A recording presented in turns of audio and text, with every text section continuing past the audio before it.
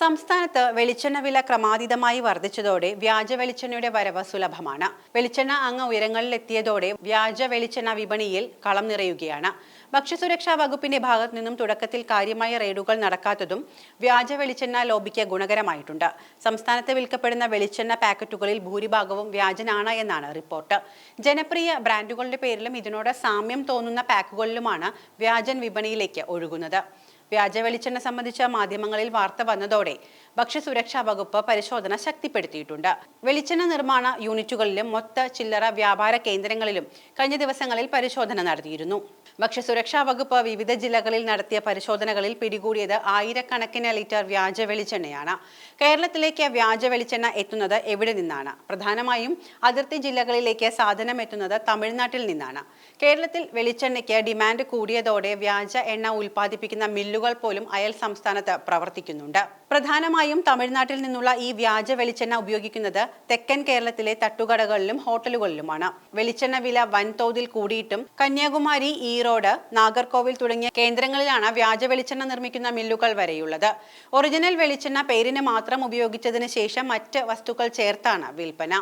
ആരോഗ്യത്തിന് പോലും വലിയ കേടുണ്ടാക്കുന്ന ഇത്തരം വ്യാജ എണ്ണ ഉപയോഗിക്കുന്ന ഹോട്ടലുകൾ ലക്ഷക്കണക്കിന് ആളുകൾ തിങ്ങിപ്പാർക്കുകയും വന്നിറങ്ങുകയും ചെയ്യുന്ന കേരളത്തിന്റെ തലസ്ഥാന നഗരത്തിൽ പോലും പ്രവർത്തിക്കുന്നുണ്ട്. പ്രധാനമായും 3 ക്വാളിറ്റിയിലാണ് വ്യാജ വെളിച്ചെണ്ണ വരുന്നത്. 420 രൂപ, 350 രൂപ, 270 രൂപ എന്നിങ്ങനെ ക്വാളിറ്റി അനുസരിച്ച് എണ്ണവില വ്യത്യാസപ്പെടും. അതേസമയം വളരെ കുറച്ച് അളവിൽ ഇവിടങ്ങളിൽ നിന്ന് എണ്ണ വാങ്ങാൻ കഴിയില്ല. കുറഞ്ഞത് 1000 ലിറ്ററിനടുത്തെങ്കിലും ഒറ്റത്തവണ വരവിൽ വാങ്ങിയിരിക്കണം. വ്യാജ വെളിച്ചെണ്ണയിൽ പാകം ചെയ്യുന്നതും ഭക്ഷണം രുചിക്കുമ്പോൾ അത് പിടിക്കപ്പെടാതിരിക്കാനുമായി പ്രത്യേക മാർഗവും ഇക്കൂട്ടർ സാധനം വാങ്ങിക്കുന്നവർക്ക് പറഞ്ഞു കൊടുക്കുന്നുണ്ട്.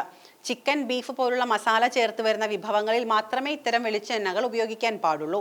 മസാലയുടെ രുചി കൂടി കലർന്നു വരുമ്പോൾ എളുപ്പത്തിൽ കഴിക്കുന്നവർക്ക് സംശയം തോന്നില്ല. എന്നാൽ പലഹാരങ്ങൾ ഉണ്ടാക്കാനും പച്ചക്കറികൾ ഉണ്ടാക്കാനും ഇത്തരം എണ്ണ ഉപയോഗിച്ചാൽ അത് പിടിക്കപ്പെടാനുള്ള സാധ്യത വളരെ കൂടുതലാണ് എന്നും ഇവർ പറഞ്ഞു കൊടുക്കുന്നുണ്ട്. 7 ജില്ലകളിൽ നിന്നായി 16,565 ലിറ്റർ വെളിച്ചെണ്ണ പിടികൂടിയിട്ടുണ്ട്. ഇതിന്റെ സാമ്പിൾ പരിശോധനയ്ക്കായി ലാബിലേക്ക് അയച്ചിട്ടുമുണ്ട്. കൊല്ലം ജില്ലയിൽ നിന്നാണ് വ്യാജ വെളിച്ചെണ്ണയിലേറെയും പിടിച്ചെടുത്തിരിക്കുന്നത്.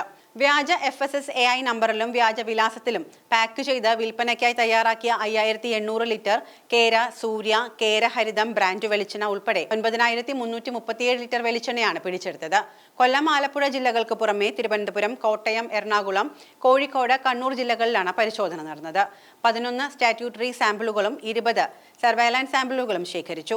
വിവിധ ജില്ലകളിലെ അസിസ്റ്റന്റ് ഭക്ഷ്യസുരക്ഷാ കമ്മീഷണറുടെ നേതൃത്വത്തിലുള്ള പ്രത്യേക സ്ക്വാഡുകളാണ് പരിശോധനകൾ നടത്തിയത്.